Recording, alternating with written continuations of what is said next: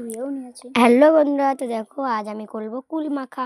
তা কুলটা প্রথমেই নিয়েছি, নিয়ে ধুয়ে নিয়েছি, তোমরা ধুয়ে নেবে। তারপরে কত পাকা পাকা কুল দেখো তোমরা। এবার আমি ছেঁচে নেব কুলকোটাকে ভালো করে।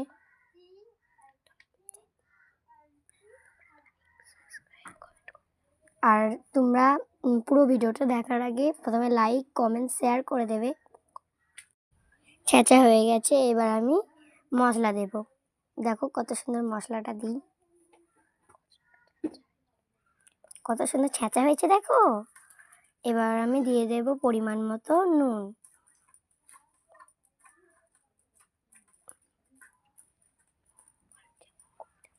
যেমন কুল তেমন নুন। নুন দেওয়া হয়ে গেছে, এবার আমি দিয়ে দেবো লঙ্কা গুঁড়ো।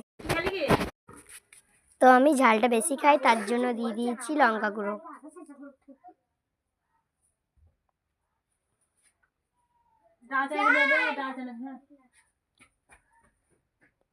এরপরে আমি দিয়ে দেব জিরে গুঁড়ো। তোমরা জিরে গুঁড়োটা নাও দিতে পারো। এরপরে আমি দিয়ে দেবো পরিমাণ মতো তেল।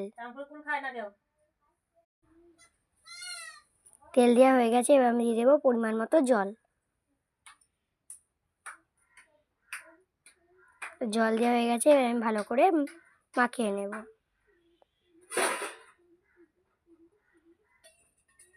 এই যা, আমি তো চিনি দিতেই ভুলে গেছি। এবার আমি দিয়ে দেবো চিনি। এবার ভালো করে মাখিয়ে নেব। ওয়াও, কি সুন্দর সেন্টটা বেরিয়েছে দেখো, গন্ধটা ছড়িয়ে মাতামাত করছে। তা দেখো আমি এখন মাখাচ্ছি।